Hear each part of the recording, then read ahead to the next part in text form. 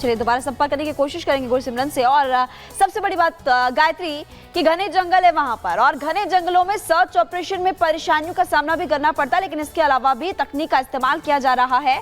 आपको ये बता दें कि यहाँ पर ड्रोन की मदद ली जा रही है, हेलीकॉप्टर 360 व्यू के जरिए आप देख सकते हैं कि इससे पहले भी आपको तस्वीरें हमने दिखाई थी, नया हेलीकॉप्टर से जिसके जरिए निगरानी रखी जा रही है आतंकियों के हथियार। 1 मिनट में 900 गोलियां दागता M4 कार्बाइन।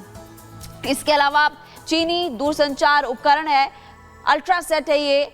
आतंकियों के पास ये हथियार होते हैं। चीन ने पाक सेना के लिए विशेष रूप से इसको बनाया है, तो चीन बार बार आप देख सकते हैं कि मदद करता है। और Chinese grenade, Chinese armour, piercing गोली, ऐसे बहुत सारे उपकरण है जिसका इस्तेमाल करते हैं आतंकी। बुलेट प्रूफ जैकेट भेज सकती है पियर्सिंग गोली।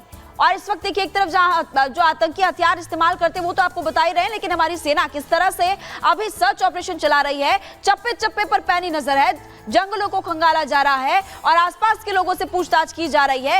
ये लगातार इस वक्त हम आपको बता रहे हैं और तस्वीरें आपको दिखा रहे हैं कि स्वर्ग से आतंक का नामो निशान मिटता हुआ नजर आएगा। और डोडा में इस वक्त 3 आतंकी फिलहाल घिर चुके हैं और जल्द ही इन आतंकियों का सफाया होने वाला है।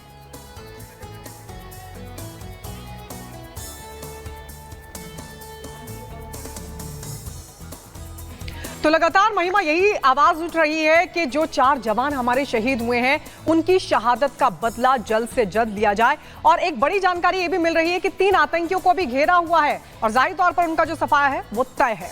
बिल्कुल, लेकिन सबसे बड़ी बात यह है कि आतंकी जैसे बार बार घुसते हैं और आतंक के जो आका है जो बार बार इन आतंकियों की मदद करते हैं, घुसपैठ करवाते हैं इनकी, और उसके बाद हमने देखा है कि बार बार ये हमारे जवानों को परेशान करते हैं, यहाँ वहां की जनता को परेशान करते हैं, अटैक करते हैं। अब इन आतंकियों का सफाया होगा, इस पर आपको रिपोर्ट दिखाते हैं।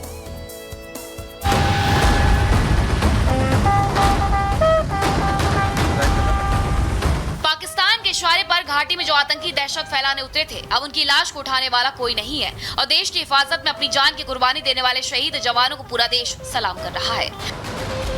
वीर जवानों के बलिदान पर देश की आंखें नम है तो दिल में बलिदान पर फख्र भी है। जम्मू कश्मीर के डोडा में दुश्मनों से लोहा लेते वक्त हिंदुस्तान के 4 शूरवीर शहीद हो गए। शहीद कैप्टन ब्रजेश थापा, शहीद सिपाही अजय सिंह, शहीद सिपाही ब्रजेंद्र सिंह, शहीद नायक डी राजेश ने देश सेवा में अपना सर्वोच्च बलिदान दिया। जवानों की इस शहादत पर पूरा हिंदुस्तान गम और गुस्से में है और हर जवान के बलिदान का बदला मांग रहा है। हर किसी की एक ही मांग है, अब की बार आर हो या पार हो, आतंकियों का संहार हो। पाक परस्त आतंकियों की नापाक साजिशों के खिलाफ देश में गुस्सा है, विरोध प्रदर्शन हो रहे हैं और पाकिस्तान को फिर सबक सिखाने की मांग हो रही है। एक तरफ जहां पूरे देश में गुस्से का माहौल है तो पाकिस्तान से बदले की मांग भी हो रही है। दूसरी तरफ शहीदों के परिवार में मातम का मंजर है। अपने जवान बेटे और बुढ़ापे के सहारे को खोने के बाद एक पिता गमगीन है। पिता को यकीन नहीं हो रहा है कि उनका लाल बेसुध और बेगाना बनकर के पार्थिव शरीर की शक्ल में चिता पर लेटा मिलेगा। शहीद कैप्टन थापा की मां अपने जिगर के टुकड़े को देखकर बेसुध हो गई। देश के लिए कुछ किया उसने, है ना, तो देश के लिए तो कुछ किया हुआ, तो गर्व तो होता ही है। ये है कि उसके अलावा फिर उसको हमने अभी वो हमसे दूर गए ना काफी, उसके लिए भी हो सकता है। शहीद हुए वीर सपूतों में 2 राजस्थान के झुंझुनू के थे। शहीद सिपाही अजय और विजेंद्र सिंह का पार्थिव शरीर जब पैतृक गांव पहुंचा तो शहीद अमर रहे और हिंदुस्तान जिंदाबाद के नारों से पूरा इलाका गूंज उठा। और भारत के सैनिकों ने हमेशा अपनी परवाह करे बगैर भारत की सुरक्षा रखी। ये पाकिस्तान जो आतंक की फैक्ट्री है, लगातार वहां से अपने मंसूबे, अपने इरादे पूरे करने की कोशिश करता है, लेकिन उनके इरादों को हमेशा हमारे भारतीय सैनिकों ने, हमारी मजबूत सरकार ने विफल करा है। अजय और विजेंद्र सिंह की शहादत पर राजस्थान के साथ साथ पूरे देश को गर्व है। अजय 2 दिन बाद छुट्टी पर आने वाले थे, अपनी पत्नी से मिलने वाले थे जिन्होंने अभी MSc पास की है। अजय तो नहीं आए, लेकिन तिरंगे में लिपटे उनके पार्थिव शरीर पर परिवार वालों को फख्र है। देश जो है, ये देश साथ में है। अजय के पिता मेरे साथ मौजूद हैं। देश आपको सुनेगा भी, लेकिन देश आपके साथ भी खड़ा है, क्योंकि शहादत देश के लिए है, भारत माता के लिए दी है आपके बेटे। जो मैं नहीं बोल पाऊंगा। लास्ट तो आपकी क्या बात हुई थी? कुछ नहीं पापा, मैं आऊँगा 20 तारीख को। इसी 20 को आना था? हाँ, मेरी बुलेट में तेल गला देना, मेरी गाड़ी में तेल गला देना पापा, मैं 20 तारीख को आ जाऊँगा। बदले की गुहार कर रहा है। बिल्कुल बदले की गुहार कर रहा है, बदला लेना चाहते हैं। सरकार को एक तरफ से साफ करना चाहिए, उनका सहयोग कर रहा है उनको भी, और उनको तो करना ही करना है, और जो उनकी हिमायत करता उनको भी खत्म करना चाहिए। अपने लाल को खोने के बाद एक मां तड़प रही है। अपने बुढ़ापे का सहारा छिन जाने के बाद एक पिता की आंखें नम है। अब सवाल है कि आखिर कब तक एक मां अपने कलेजे के टुकड़े की शहादत पर रोती रहेगी? कब तक एक पिता घर में अकेले गम को छुपाएगा? अब समय आ गया है आतंकियों के पापों के हिसाब का। अब समय आ गया है आतंकियों के मददगारों के संपूर्ण विनाश का। Bureau report, Republic Bharat. खबरों में आगे बढ़ते हैं और अब आपको बताएंगे मौलाना का जहर। ये है मौलाना तौकीर रजा, जिनकी तरफ से एक बड़ा बयान दिया गया था। मौलाना तौकीर रजा ने कहा कि वो कांवड़ यात्रा से पहले यानी कि 21 जुलाई को ऐसे हिंदू जोड़े हैं जिनका धर्म परिवर्तन कराएंगे। बकायदा प्रशासन से अनुमति भी मांगी। प्रशासन ने कहा कि जो ऐसा माहौल खराब करने की कोशिश करता है वो अनुमति नहीं दे सकते। हालांकि उनकी तरफ से अपनी बात कही गई है, लेकिन अब मौलाना ने फिर से नफरती जहर घोलना शुरू कर दिया है। क्या कह रहा है मौलाना तौकीर रजा, आपको बताते एक रिपोर्ट के जरिए।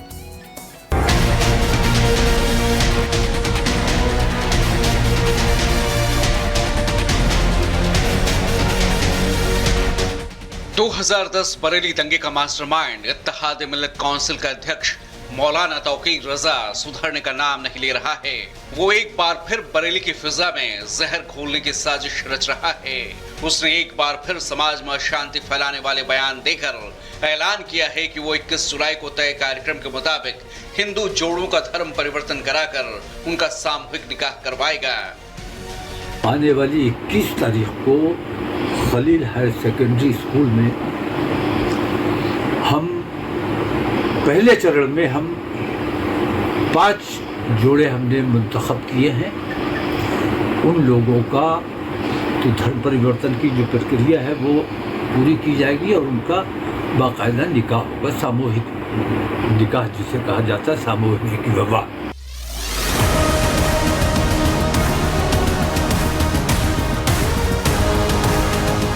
आपको बता दें कि बीते रोज ही तौकीर रजा की संस्था इत्तेहाद मिल्लत काउंसिल की तरफ से कहा गया था कि बरेली जिला प्रशासन से कार्यक्रम की अनुमति नहीं मिलने के कारण 21 जुलाई को पहले से तय कार्यक्रम को रद्द करने का फैसला किया गया है। इत्तेहाद मिल्लत काउंसिल ने इस बारे में बाकायदा काउंसिल के लेटर हेड पर इससे जुड़ी जानकारी मीडिया के साथ भी साझा की थी।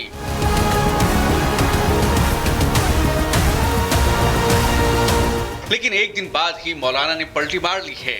उसका कहना है कि उसके लोगों पर दबाव डालकर वो चिट्ठी लिखवाई गई थी जिसमें उसकी रजामंदी शामिल नहीं थी। ऐसे में इस नफरती मौलाना के जहरीली जुबान को सीधे तौर पर अब यूपी सरकार और बरेली जिला प्रशासन को खुली चुनौती के तौर पर देखा जा रहा है।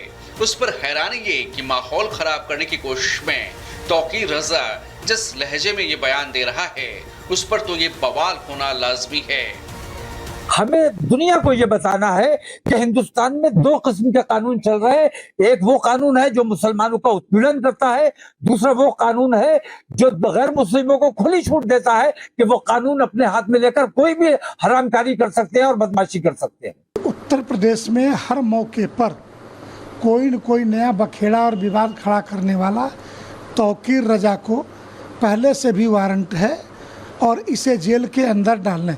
तौकीर रजा भी अपने बाप दादों की फेरहिस्त देखेंगे तो 5-7 पहले पीढ़ी में हिंदू ही पाए जाएंगे। देश के हिंदुओं को अब ललकार रहे हैं और मेरे पूर्वजों ने और खास करके जो कांग्रेस के रहनुमा थे, भारत को तोड़ने वाले, प्रधानमंत्री बनने के लिए अगर उस समय अंबेडकर की बात मान लिए होते तो आज ये दुर्दशा ही नहीं होती कि तौकीर रजा पैदा लेते। आपको बता दें कि यूपी में 22 जुलाई से कांवड़ यात्रा शुरू हो रही है और इस नफरती मौलाना ने 21 जुलाई को बरेली में एक साथ 5 हिंदू जोड़ों का सामूहिक धर्म परिवर्तन करवाने का ऐलान किया है, जिसे लेकर हिंदू संगठन और हिंदू धर्मगुरु पहले ही प्रशासन को चेतावनी जारी कर चुके हैं। वहीं यूपी सरकार और बरेली जिला प्रशासन ने भी साफ कर दिया है कि अगर प्रशासन की अनुमति के बगैर इस तरह के किसी कार्यक्रम का आयोजन किया गया तो एक्शन तय है। ऐसे में तौकीर के फसादी प्लान पर यूपी सरकार और बरेली जिला प्रशासन क्या कदम उठाएगा, इस पर पूरे प्रदेश की नजरें होंगी। मैं आपको आश्वस्त करना चाहूँगा कि हम किसी भी प्रकार से जनपद में, शहर में शांति व्यवस्था के साथ शरारत करने वाले लोगों को बर्दाश्त नहीं करेंगे। कोई भी आयोजन बिना अनुमति के नहीं होने दिया जाएगा। तो हम लोग कोई भी आयोजन ऐसा नहीं होने देंगे जो समाज में किसी प्रकार की कटुता को पैदा करे या फिर जनपद की शांति व्यवस्था में कोई खलल पैदा करे। मैं तो भारत सरकार से ये निवेदन करूंगा कि जितना यथासंभव हो सके इस भारतवर्ष को हिंदू राष्ट्र घोषित किया जाए। तो यदि हमारा ये राष्ट्र हिंदू राष्ट्र घोषित हो जाता है और जितने भी दूसरे धर्मावलंबी हैं वो दूसरे दर्जे के नागरिक सिद्ध हो जाते हैं, तो इनके पास वोट की शक्ति नहीं रहेगी और फिर इनकी कोई अपेक्षा नहीं रहेगी। एक तो करेला ऊपर से नीम चढ़ा। बरेली के इस बिगड़ैल मिजाज मौलाना का रुख यही है। साफ है कि बरेली दंगे का मास्टरमाइंड कहा जाने वाला मौलाना अब सीधे सीएम योगी के संयम की परीक्षा ले रहा है। इसकी फड़फड़ाहट साफ बता रही है कि जल्द ही इसका हिसाब पूरा होने वाला है। Bureau report, Republic Bharat.